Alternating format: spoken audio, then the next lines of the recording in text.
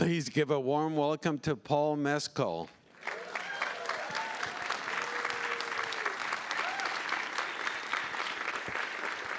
Hello, everyone.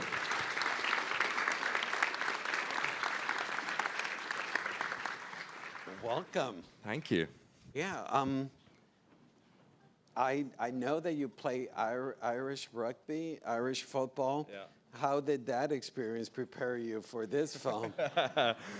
I'm comfortable with physical punishment, let's just say that, and that's useful on a Ridley Scott set. No, but yeah, it's a totally different set of muscles, but it does help to have some background with kind of throwing yourself around, you know? I mean, I told you when I just met you outside that I've seen you in theater. Mm-hmm. You know, the dynamic of being very physical as an athlete leading up to your acting and then doing theater, how did that dynamic play out to prepare you? The theater. I think it depends on the job. Like, so say for something like After Sun or All of Us Strangers, the Gaelic football doesn't really come in handy. But for something like Streetcar or something like this, you never really know how to answer that fully. But I suppose it gives me an access to my body in a way that isn't frightening for me. In fact, it's something that whenever there's an avenue to express something physically, it's normally I welcome it. Mm-hmm. Yeah. And we've loved you in indie films. We talked about seeing All of Us Strangers, and you got Oscar nominated for After Sun, but all that work was indie films and normal people. But this is like the big leagues. Were you ready for this, you know? I don't think you're ever like fully ready for any film you ever make. You know, be that, I remember the first short film I ever made, which was After Normal People. I was absolutely shitting myself. And because I think if you're not slightly frightened by the prospect of making a film, it means there's a part of your brain that's too comfortable with the job that's at hand. And I think coming out of drama school, I remember just the teacher saying, there were 16 people in my year in drama school, and I remember our teachers, not to frighten us, just telling us the cold, hard facts that if there's 16 of you now, there'll be 10 of you acting next year, and in 5 years' time, there'll be maybe 3 or 4 of you. So that, to answer your question about fear related to stepping into something big, absolutely existed, but it has existed for me in every single film or any piece of work that I've ever done. But I think the thing that grounds you is the minute you actually start. The thing that I was deeply relieved by when I started this was after the first 2 or 3 days, I was like, okay, my job, although it's in a much bigger film, my job remains the same. You know, like it's the same job if I'm doing Stanley and Streetcar, or if I'm doing that short film, or if I'm in a Ridley Scott film. So the fear exists, but it is pretty consistent across my career. Knowing where you came from and taking on this big job, when I was watching this film, I noticed the speeches, the big speeches that you have to do. What I find the beauty about it is the reluctancy. You know, he's thrown into being a big leader, yeah. But there is this like, he's a reluctant leader, yeah. And there's like this trepidation about being a leader. All of the back history about you, an actor leading into this moment, did that feed into those speeches? If it did, it fed in subconsciously, because that was always my first read on Lucius's. And I think it's probably the distinct difference between, say, Maximus and Lucius is that we meet Maximus in the first film and he's top general in the Roman army, whereas Lucius is essentially a lieutenant in the Numidian army, and he doesn't feel the same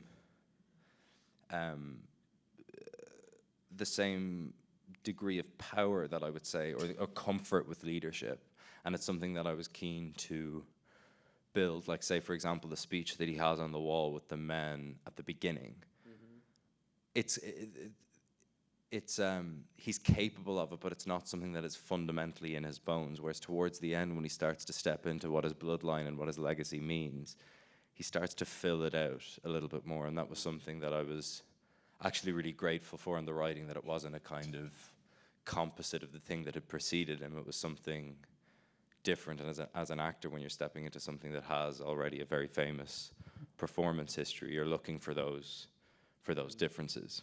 I think you alluded to what I wanted to ask you is the dynamic of the fact that the preceding Maximus arc was that he came from, he was a leader in Rome, and then he became against Rome, but then you started from the get-go that you were against, Rome. And were you conscious of that dynamic, that it was completely different arc? It kind of reminded me of those like Osborne, like the angry young man plays.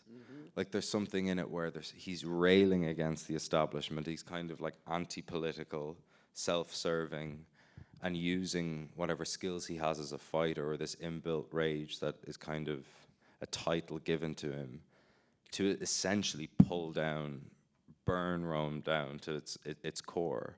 So then when even I'd argue that at the end of the film, he's not doing it to kind of,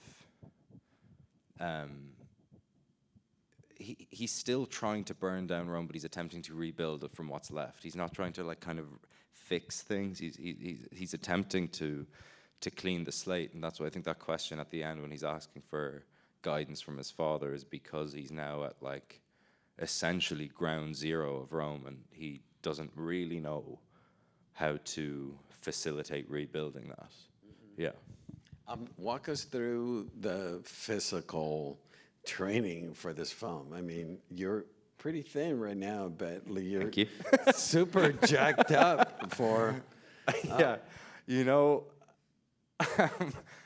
there was no kind of reinvention of the wheel. It was eat lots of chicken, lift heavy things, go to sleep, and do it all again.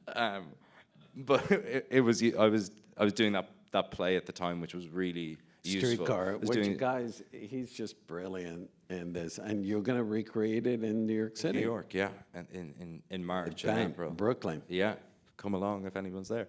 But it was really helpful because you have your days to yourself when you're on stage. So I was able to go to the gym with my trainer, who's probably as big as this. He's an ex-bodybuilder, but he was just extraordinary. I saw more of him than I saw anyone else for the last year and a half. But I kind of was foolish at the beginning of this when I had been cast. I think in the first interview that I ever took about like being cast, I said to the journalist, I was like, yeah, I'm curious about what a gladiator would look if he was just kind of like a normal guy. I'm curious, but I was fully sincere. I was like, I don't want to go into the whole superhero body type. But then I was like, that makes no fucking sense for the film if we're really gonna believe that he can fight a rhino and fight baboons and fight massive fucking gladiators. So that plan was swiftly kind of knocked on the head, and then it was into the gym 6 days a week for my sins, and that was we didn't do anything kind of special. It was just a body part a day for whatever 4 or 5 months. I'm assuming you saw the original. Was there any freaking out about the fact that you're being asked to step on the shoes of Russell Crowe and this big franchise? I mean, this big film, not franchise, big film. I think there was, but there was actually just more excitement than there was trepidation, because I think had this been, say if it was just like a redoing of Gladiator 1, I'd still probably be keen to do it because it's Ridley Scott and I'm an actor who's grown up watching his work. But once I saw the script and I was like, oh, there's an avenue for me, I think, to carve something that I felt like I could apply the skills that I have that are, I think, different to Russell in certain aspects, and that I could make my own way with it. So, but obviously that performance history that I'm talking about does loom large in certain moments, and definitely I would say in the months leading up, it was louder. And then once you start working, there's no time to think about anything else. Yeah. I'm thinking about the moment where that set piece where you have the big scene in front of the emperor, and you know, the table, and you recite poetry. How there's so much physicality, but at the same time so much poetry being given by the character. Yeah. Can you walk us through that? I think that's where the film, to me, and from my end, operates at its best, is when it's like, it's everything dialed up to 110, like violence, drama, and you have Denzel Washington in the room, you have Joe Quinn, you have Fred Heckinger, you have an amazing stunt team, and you have Ridley watching it, and you also have that kind of poetic element to it, and you've got that. That's kind of, to me, that moment of defiance for Lucius when Denzel says, like, he's from the provinces he doesn't understand, and that's when Lucius decides to recite Virgil to them, and it's him going, no, I understand you perfectly, I'm just choosing not to respond to your question, which is a very, very dangerous thing. Like, he could have easily just had his head chopped off there and then, but thankfully for the rest of the film, that didn't happen. Yeah. But what I love about that scene is that you come from the theater, you love poetry, and the physicality of it. That must have been. Yeah, I just love the fact that, like, the way Ridley shoots something like that is, you start walking out of that little holding cell, you start the fight scene, there's no cutting, and you're out of breath, you're covered in blood, and you're going straight into the poetry. Whereas I think in the hands of another director, you're doing each of those little chunks individually. So you're playing that however long that plays in the film is how long each take would be. So you're getting the poetry, but in a very kind of in a kind of dirty or gritty way. It's not polished, and like, I think that's as I said, where the film is kind of operating at its best. Tell us about working with Denzel Washington. Do you want to know? I mean, he's like a god, He's and then you're absolutely a god, walking yeah. in there, and like you're, toe to toe with him. It's an extraordinary experience. It's like, it's different every day. It's intense. Sometimes it's really funny. It's collaborative. It can be frightening at times, but in a way, that's true of Ridley as well. It's this kind of, I think Ridley and Denzel operate in a similar sense where everything's kind of on thin ice, themselves included. So there's nothing comfortable about it, but it's just incredibly exciting. Yeah. Yeah. The whole Rome was built out. It was like a set. So like the Colosseum was a set. Of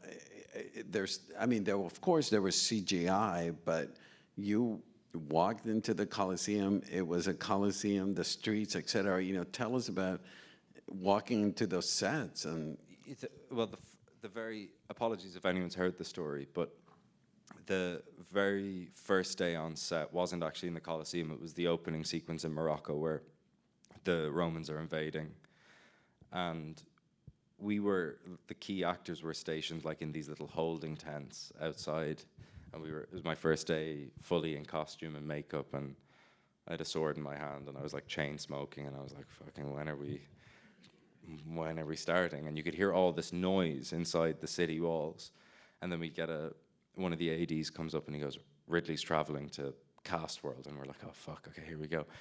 And he comes in, and it's like me, Pete, and Yuval, and we're in the tent, and Ridley comes in and he's smoking a cigar. And he looks at us and he goes, are you nervous?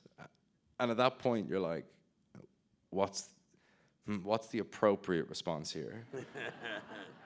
So rather than giving him a yes or a no, I just made a noise like, uh-huh.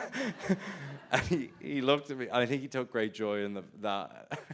and he slaps me on the back and goes, "Your nerves are no fucking good to me," and then goes, "Cameras turn over." So we're like marched into a set that's fully dressed. There's camels, there's fire, there's probably 700 extras.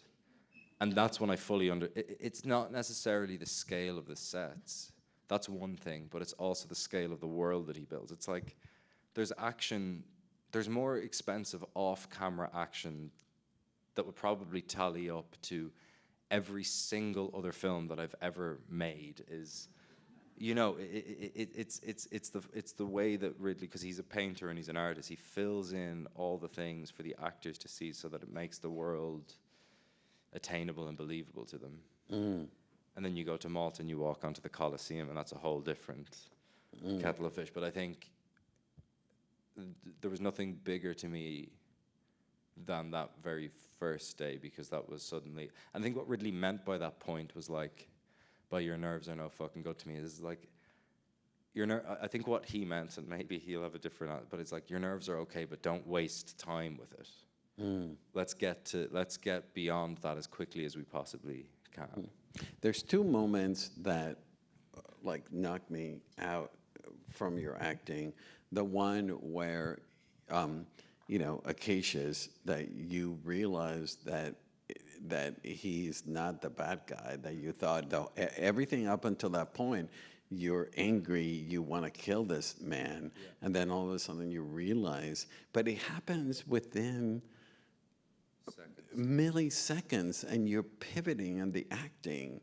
It's just like, how did you handle that moment? And it plays out beautifully. Any other actor, and I'm blowing up smoke up your butt, but like any other actor would have just like, it's not believable, but within a millisecond, we understand that this man hated this man, but then all of a sudden, wow. Yeah.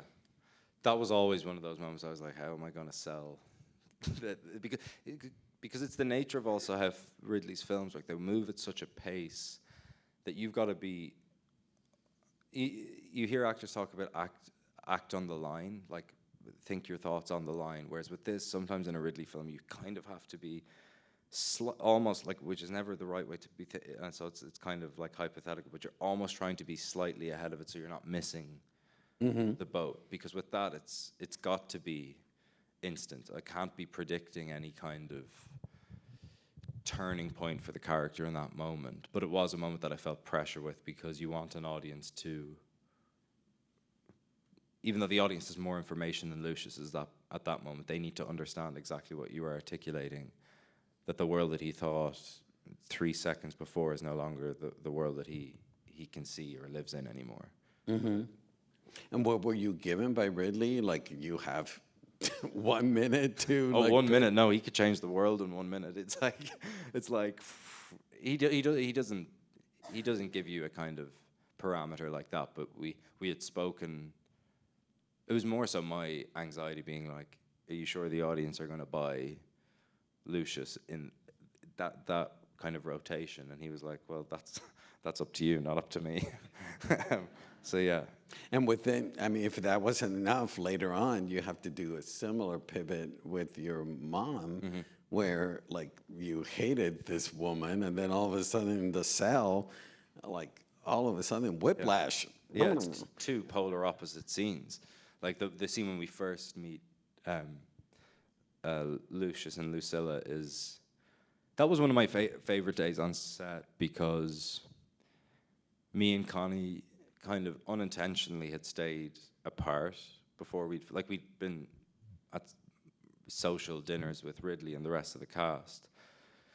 But I think we knew we were coming up to that first scene and wanted to keep, rather than talk about what we wanted that scene to look like, we wanted to keep both of those channels kind of in opposition. So I remember in the first rehearsal, Connie came up and like grabbed my hand, and I was like vibrating. I was like, and she was like, is everything okay, Paul? And I was like, I think if you grab my hand, I'm gonna have to fucking bite you. It's like, but it was such a fun, and Ridley's great in instances like that, because he kind of thrives off that like conflict. Like, he doesn't try to placate the situation in any shape, way, or form. So we got to a point where that scene to me feels so deeply unsentimental. Yeah.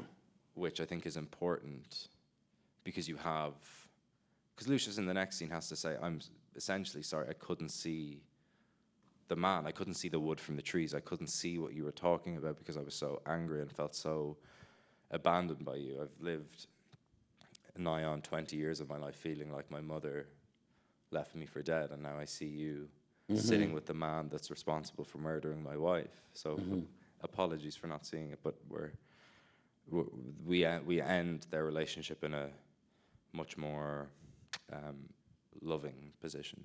Yeah. Tell us about working with Pedro Pascal. Yeah. I just wish I had more with him in the film. Like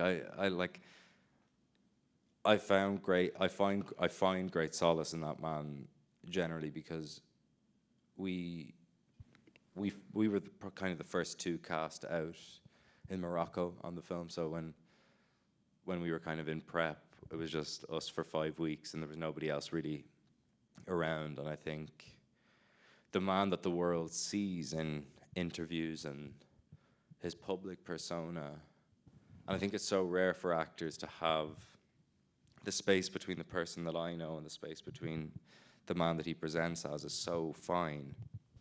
And the actor that he is, I think, reflects that. I think he gives a really soulful, characterful performance, and I think if you were to look at the kind of archetypes in the story, he's more of a kind of archetypal hero. Yeah. I would argue that there's maybe more similarities between him and Maximus than there is Lucius and Maximus, even though the DNA is the same.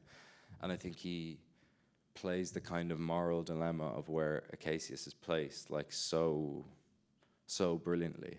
Yeah. But you must have done a lot of rehearsal and, the fight sequences. Yeah. How do you guys, the fact that all of a sudden you have to be nemesis fighting, and then all of a sudden, you guys are actually colleagues and you have to do that big pivot to loving him. I think that's to put it like plainly, like that's just the acting of it all. Like that's you. I think as an actor, how do I say this? The relationships that you have off screen, and sometimes they feed into the characters' relationships.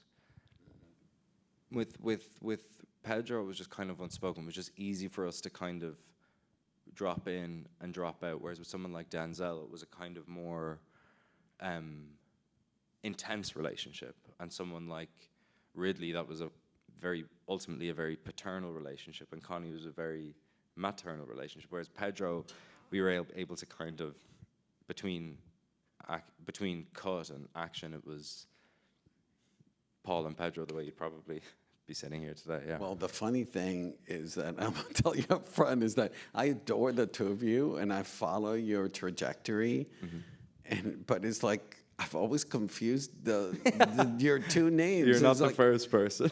I was like, I know individually who you both are, but it's like, I always like told people, it's like Pedro Mescal. And it's like, no, you mean Pablo or Paul Pascal. Yeah, it's like, did that ever come about when you guys were on the set? No, thankfully we both knew our names, but for other people, it is pretty bizarre that it's a Paul Mescal and a Pedro Pascal. It's totally. Everyone is forgiven in that. I adore the two of you, and I've been big fans. But I was like the whole time going like Pablo. Just to flag, neither of us are Pablo, but I know where you're going. yeah. But hey, I think we could do like a Pablo Mescal, and that would be like that's a third actor. I heard that the two of you were together in the same film, I was like, oh my goodness. No, it is totally bizarre. Did you ever get in touch with Russell Crowe? No, I haven't. Not at all, even like during. No, I mean I don't. The only avenue of person that would have that would be Ridley. I mean, Ridley had a conversation. I had a conversation with Ridley earlier. I was like, "How do you feel about it?" And he was like, "I think we should just go about building this ourselves. And after Ridley said it, it probably sounds more pointed than it is, and it truly isn't. It's just like once you start work on something, you just don't come up for air. And I'm actually glad that I would love to kind of trade war stories with him now that the dust has settled on. Or even find out, has he seen it and how does he feel? Yeah, I don't know. I don't know how. Yeah, I have no idea. Now, last question. I mentioned you're an indie, Oscar-nominated actor, and now you've graduated to the big leagues. And this movie's a big box office, big budget. Yeah. How does it feel, this transition? Or do you don't? Do you know what? I think the thing that I have to consciously remind myself of is that, like, I'm 20. I think this is my 7th or 8th film. I'm 28. This feels like a graduation insofar as it's a Ridley Scott film. It's my first big studio film. But the target for me isn't the price tag that's in front of the budget. It's the filmmakers and the quality of the film. So it's like I think it's a dangerous. I don't know. It's just not the way my brain is programmed with acting. It's like I'm excited to work hopefully with Ridley again on things that are bigger budget, but I'm equally excited to be going back to Andrew Haigh. Like I have 2 independent films coming out next year and stage work, and I think that process is the thing that's allowed me to make big films like this. But and I understand from an outsider's perspective why this and it is a big moment in my career.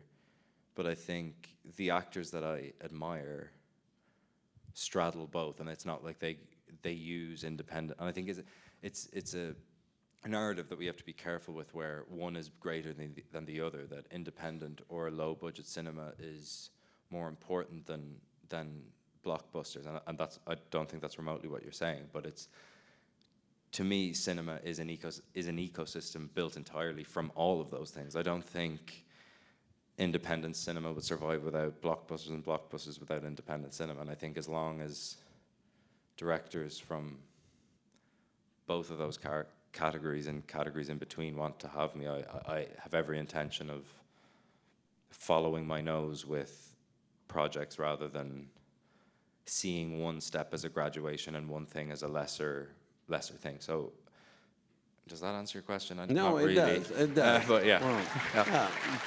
Amazing.